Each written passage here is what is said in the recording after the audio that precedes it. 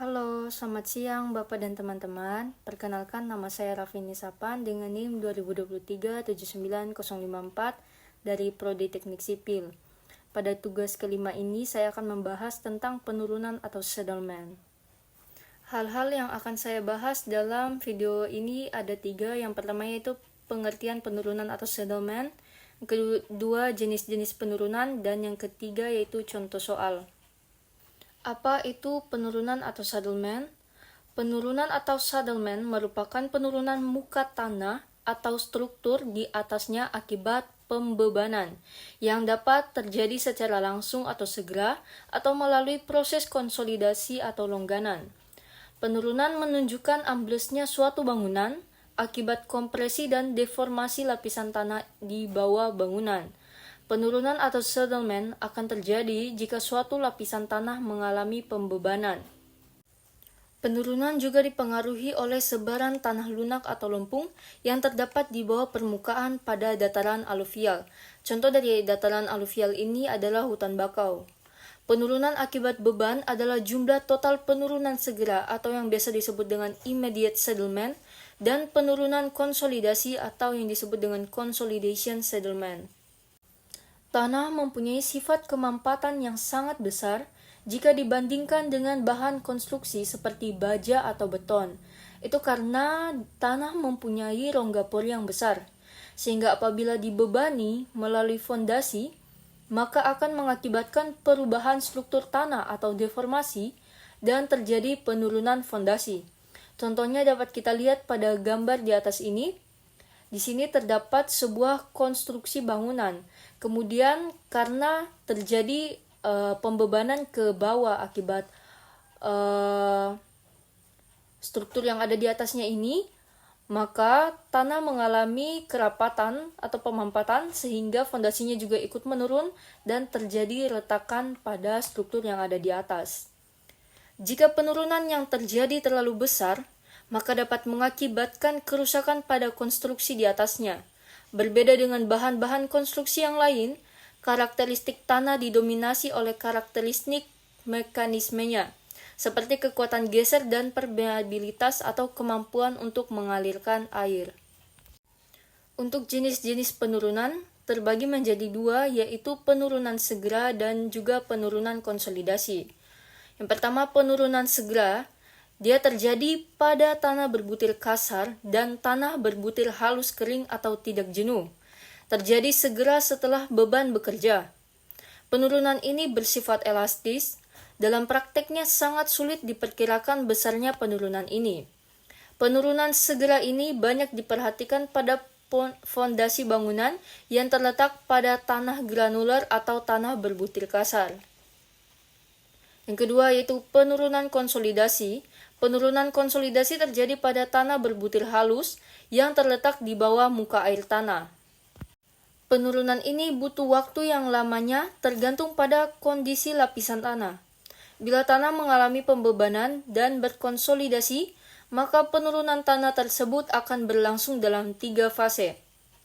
Fase yang pertama yaitu fase awal. Penurunan terjadi segera setelah beban bekerja, diakibatkan oleh keluarnya udara dari rongga pori. Proporsi penurunan awal dapat diberikan dalam perubahan angka pori dan dapat ditentukan dari kurva waktu terhadap penurunan dari uji konsolidasi. Fase yang kedua yaitu konsolidasi primer, yaitu penurunan yang dipengaruhi oleh kecepatan aliran air pori yang meninggalkan rongga pori tanah akibat beban dan sangat dipengaruhi oleh sifat tanah. Fase yang ketiga yaitu konsolidasi sekunder, merupakan proses lanjutan dari konsolidasi primer. Fase ini berjalan sangat lambat. Bila dinyatakan dalam persamaan, maka penurunan total adalah S sama dengan SI ditambah SC ditambah SS, dengan S merupakan penurunan total, SI penurunan segera, SC penurunan konsolidasi primer, dan SS penurunan konsolidasi sekunder. Kita masuk ke contoh soal. Fondasi bangunan dirancang dengan menggunakan hasil uji kerucut statis. Hasil pengujiannya seperti yang diperlihatkan dalam gambar di sebelahnya. Beban terbagi rata pada dasar fondasi atau Q sama dengan 9,5 ton per meter persegi. Berdasarkan pengamatan hasil uji kerucut statis, diperkirakan dapat dipakai fondasi bujur sangkar 4,4 dikali 4,4 meter dengan kedalaman 1,25 meter.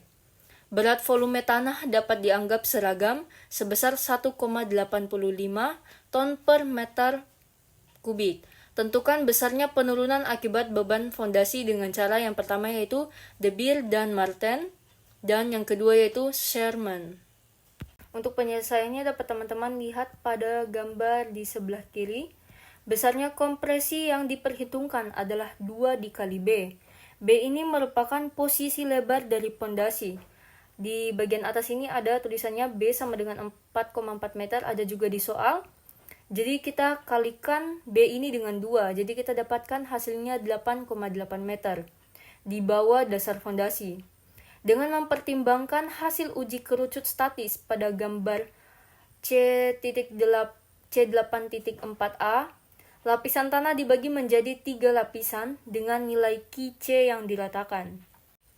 Pada kedalaman 1,25 hingga 3,60 meter, kita dapatkan Qc-nya 40 kg per cm persegi.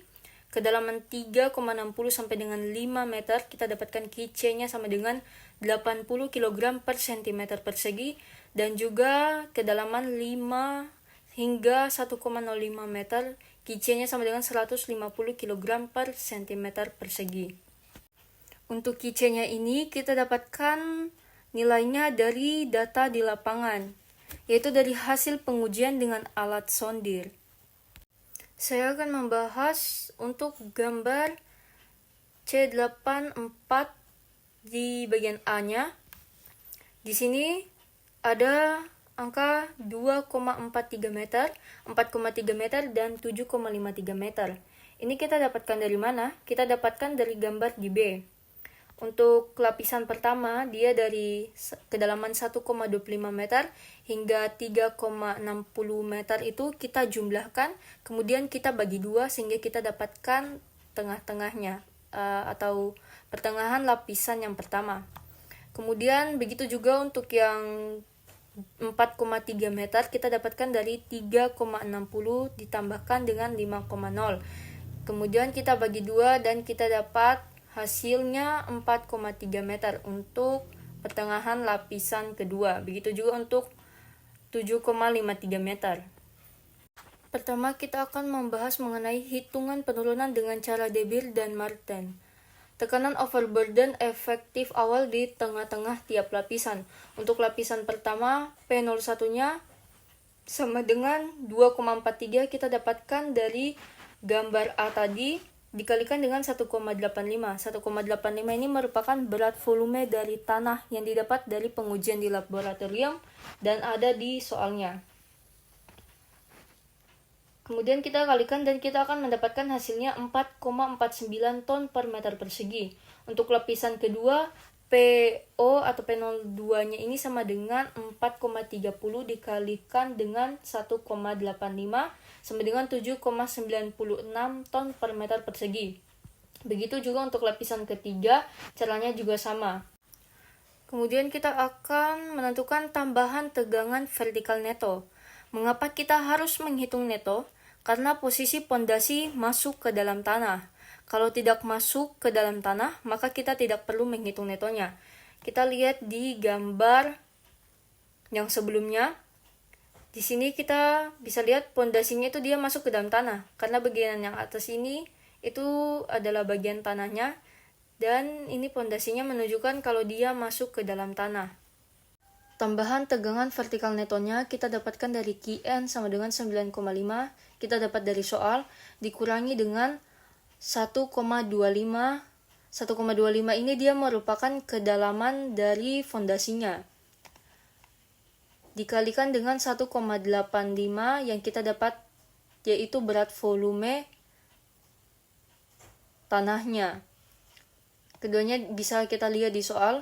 Kemudian setelah kita kita kurangi dan kalikan, kita dapatkan hasilnya 7,17 ton per meter persegi. Kita rubah ke kilogram menjadi 0,717 kilogram per centimeter persegi. Kita masuk ke tabel C8.1a. Untuk kolom pertama yaitu kolom D, kita dapatkan dari nilai tengah dari kedalaman yang ada. Untuk lapisan pertama kita kembali lihat ke gambar bagian B. Di sini kita dapatkan D-nya yang pertama 2,43, itu kita dapat dari lapisan yang pertama 1,25, kita bagi maksud saya kita kurangi dengan 3,60, maka kita akan mendapatkan nilai tengahnya yaitu 2,43. Untuk baris kedua 4,30, kita lakukan cara yang sama juga, 3,60 di lapisan kedua ini kita kurangi dengan 5,0, maka kita akan mendapatkan nilai tengahnya 4,3 meter. Begitu juga untuk 7,53. Lalu untuk kolom yang kedua yaitu kolom Z 1,18, ini kita dapatkan dari, kita lihat lagi di gambar yang bagian A. Di lapisan pertama nilai tengahnya tadi kita dapat 2,43, kemudian kita kurangi dengan kedalaman tanahnya, maksud saya kedalaman fondasinya yaitu 1,25 meter, maka kita akan mendapatkan 1,18 meter. Begitu juga untuk lapisan kedua, nilai tengahnya 4,3, kita kurangi lagi dengan kedalaman tanahnya sebesar 1,25 meter, maka kita akan mendapatkan 3,05 meter. Begitu juga untuk baris ketiga di kolom Z. Untuk kolom ketiga dan keempat, yaitu B dan L, cara untuk mendapatkannya sama. B ini merupakan posisi lebar dari pondasi. L ini merupakan panjang dari pondasi. Cara untuk mendapatkannya itu sama. Kita ketahui tadi pondasinya itu 4,4 dikali 4,4 meter. Jadi kita bagi dengan 2 sehingga kita akan mendapatkan 2,2 untuk B dan L-nya. Untuk kolom kelima B per Z sama dengan L per Z. Kita dapatkan tadi nilai B-nya dan juga L-nya ini 2,2. Kita bagi dengan Z yang telah didapat sebelumnya. Z pertama yaitu 1,18. Maka kita akan mendapatkan nilai hasilnya 1,86. Untuk baris yang kedua 0,72 kita dapatkan dengan cara yang sama juga yaitu 2,2 dari B dan L ini. Kemudian kita bagi dengan Z yang kedua yaitu 3,05. Maka kita akan mendapatkan nilai 0,72 untuk B per Z dan L per Z. Kolom yang keenam yaitu I, kita dapatkan dari grafik yang ada di modul mekanika tanah halaman 15. Di sini grafiknya kita dapat nilai I-nya dengan menggunakan nilai M yaitu B per Z dan N sama dengan L per Z. Kita dapatkan tadi B per Z dan L per Z-nya itu 1,86. Di sini 1,86. Kemudian kita masukkan ke grafiknya.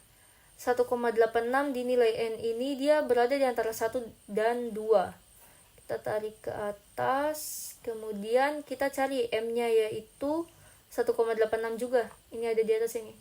1,8, kita tarik lurus ke atas, kemudian kita ikuti dia punya gelombang ini. Jadi kita tariknya juga harus secara bergelombang. Kemudian jika kita sudah ikuti gelombangnya, kita dapat di 1,86 ini, kita tarik ke kiri secara horizontal. Kemudian kita akan dapatkan hasilnya di sini yaitu 0,229. Begitu juga cara untuk mendapatkan I di baris kedua 0,135 dan juga baris ketiga 0,05. Pada kolom ke-7 untuk delta P kita dapatkan dari 4 dikali I dikali dengan Qn. Jadi 4 kita kalikan dengan Q di baris pertama ini 0,229, kemudian kita kalikan dengan Qn, di mana Qn-nya kita dapat tadi dari vertikal netonya 0,717. Jika kita kalikan kita akan mendapatkan nilainya yaitu 0,659. Begitu juga untuk baris kedua dan baris ketiga. Lalu untuk tabel yang kedua itu tabel C8.1b. Untuk kolom pertama D kita dapatkan nilainya dari kedalaman tanah yang pertama tadi di gambar A. Kedalamannya itu kita ubahkan, kedalaman tanahnya itu dari meter, kita ubah dia ke dalam sentimeter. Jadi dia menjadi 125 hingga 360 itu untuk kedalaman yang pertama, dan kedalaman yang kedua 360 sampai dengan 500 cm, kedalaman yang ketiga 500 hingga 1005 cm. Untuk kolom yang kedua, kolom H, kita dapatkan H itu dari selisih D, kolom di sebelahnya. Jadi 360 ini kita kurangi dengan 125 supaya kita bisa mendapatkan selisihnya. 360 dikurangi 125 kita dapatkan hasilnya yaitu 235. Kemudian untuk baris yang kedua 500 dikurangi 360 maka kita akan mendapatkan selisihnya yaitu 140. Begitu juga untuk baris yang ketiga. Kolom yang ketiga yaitu kolom QC. QC itu kita dapatkan dari data di lapangan. Kita balik ke gambar awal tadi di gambar bagian B. Di sini telah ditulis data-datanya. QC pertama untuk lapisan 1 40 kg per cm persegi. Lapisan kedua QC-nya itu 80 kg per cm persegi dan 150 kg per cm persegi.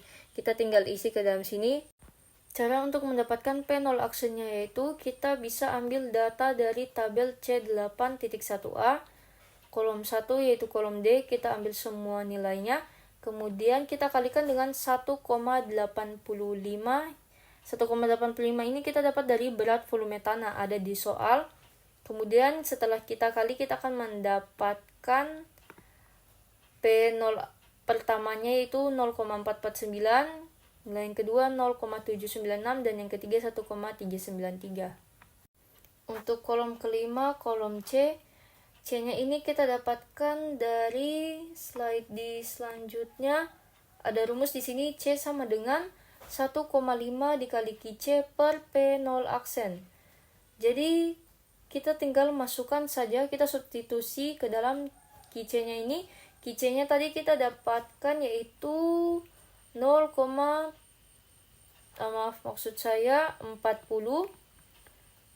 Kemudian untuk PO aksennya ini kita dapatkan tadi di baris pertama 0,449. Kita tinggal kalikan saja 1,5 dikali 40 per 0,449, maka kita akan mendapatkan nilainya yaitu 133,63. Begitu juga untuk mendapatkannya di baris yang kedua dan baris yang ketiga. Untuk kolom ke-6, kolom delta P, kita tinggal turunkan saja dari tabel C8.1a, kita turunkan semua data-datanya ke bawah. Kemudian untuk SI-nya kita dapatkan dari rumus yang ada di bawah rumus C tadi. SI sama dengan H per C ln P0 aksen ditambah delta P per P0 aksen. Kita tinggal substitusi semua angkanya ke dalam karena kita sudah dapat di tabel yang sebelumnya tadi. Kemudian untuk SI-nya yang pertama kita dapatkan 1,59, SI kedua 0,37 dan SI ketiga 0,30. Kita jumlahkan semuanya untuk mendapatkan SI totalnya. Maka SI totalnya kita dapatkan sebesar 2,26 cm. Jadi dengan cara Debil dan Martin kita peroleh SI-nya yaitu 2,26 cm. Kemudian kita ubah ke milimeter, maka kita mendapatkan 22,6 mm. Sekarang kita masuk ke hitungan penurunan dengan cara Sherman. Pada dasar fondasi digambarkan diagram Sherman dengan tinggi diagram 2 dikali B. B-nya tadi di soal kita dapatkan 4,4 meter. Jadi 4,4 kita kalikan dengan 2, maka kita akan mendapatkan 8,8 meter. Diagram ini digunakan untuk menentukan IZ. Hitungan selanjutnya diperlihatkan dalam tabel di bawah ini. Untuk kolom yang pertama, kolom D, kita pindahkan saja data dari hasil tabel C8.1b. Kita pindahkan. Kemudian untuk IZ-nya ini kita dapatkan dari Faktor pengaruh regaan vertikal, grafik di halaman 140 bagian A. Untuk mendapatkan IZ-nya ini, kita lihat pada tulisan yang vertikal ini ke atas. Faktor kedalaman kita dapatkan dengan membagikan Z dengan 0,5 dikali B. Di sini telah saya cantumkan cara untuk mendapatkan IZ-nya. Z-nya ini kita dapatkan tadi 1,18, kemudian kita bagi pertama dengan 0,5. Kemudian setelah kita dapatkan hasilnya, kita kali dengan B-nya tadi 2,2 meter. Maka kita dapatkan hasilnya 0,53. Agar hasilnya tidak keliru, teman-teman bisa membagi Z dengan 0,5 dulu. Jangan teman-teman kali 0,5 dengan B dulu, baru Z-nya dibagi dengan hasil itu. Karena kalau teman-teman buat tanpa menggunakan dalam kurung, maksudnya Z-nya dibagi dengan 0,5 dulu, maka teman-teman tidak akan mendapatkan nilai 0,53. Jadi di sini kita dapatkan 0,53, kemudian kita taruh di grafiknya. 0,53 ada di antara pertengahan antara 0 dan juga 1. Kemudian kita tarik secara horizontal hingga kita menyentuh di garis yang ini, di bagian atas yang membentuk segitiga ini.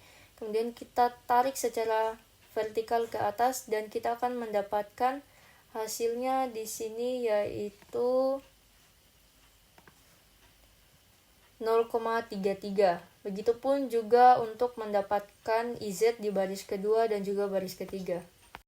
Lalu untuk kolom ketiga, delta Z, kita dapatkan dari nilai D ini.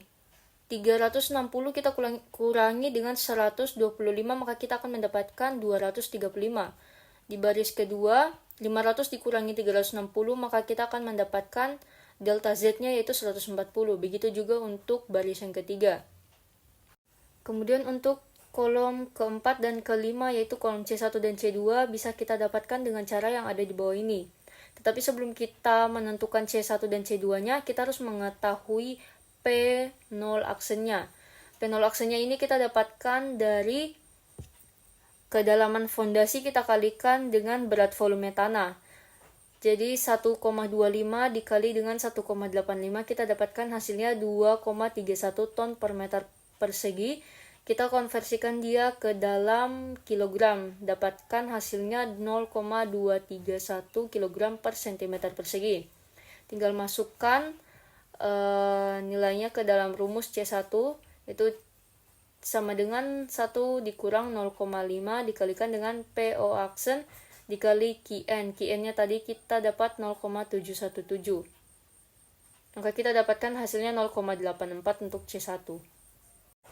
Lalu untuk C2, kita tinggal substitusi juga nilainya ke dalam. C2 yaitu sama dengan 1 ditambah 0,2 log dikali T per 0,1. Karena di sini T-nya 50, maka kita substitusi T-nya yaitu 50. Maka kita akan mendapatkan nilai dari C2 yaitu 1,54. Kemudian untuk QC-nya itu kita dapatkan dari, kembali ke gambar di bagian B. Di situ untuk lapisan pertama yaitu 40, lapisan kedua 80, dan lapisan yang ketiga 150. Untuk kolom ketujuh yaitu kolom E, kita dapatkan dari 2 dikali dengan QC. Jadi 2 dikali 40 sama dengan 80, 2 dikali 80 sama dengan 160, itu E kedua, dan 2 kali 150 sama dengan 300, itu untuk E ketiga. Untuk kolom yang ke-8 yaitu kolom SI, kita dapatkan hasilnya dari rumus yang ada di samping ini, yaitu SI sama dengan H per C ln P0 aksen ditambah delta P per P0 aksen. Sehingga kita dapatkan di baris pertama SI-nya yaitu 0,90, SI kedua 0,60, dan SI ketiga 0,50. Kemudian kita jumlahkan semua untuk mendapatkan SI total. Jadi SI totalnya yaitu 2,00 cm. Penurunan segera di tiap-tiap lapisan diperoleh dengan SI sama dengan C1 dikali C2 dikali QN kita kali dengan IZ per E dikali dengan delta Z. Dari tabel C8.1C diperoleh penurunan total dengan cara Sherman. S1 sama dengan SI sama dengan 2,00 cm. Kita konversi ke milimeter, dapatkan hasilnya 20 mm. Jadi menurut Sherman, penurunan total yang terjadi yaitu sebesar 2,00 cm atau 20 mm. Sedangkan menurut cara Debye dan Martin diperoleh SI total atau penurunan totalnya yaitu sebesar 22,6 mm. Sekian penjelasan dari saya mohon maaf apabila terdapat kesalahan dalam tutur kata saya dan juga kurangnya pemahaman saya dalam materi ini. Terima kasih.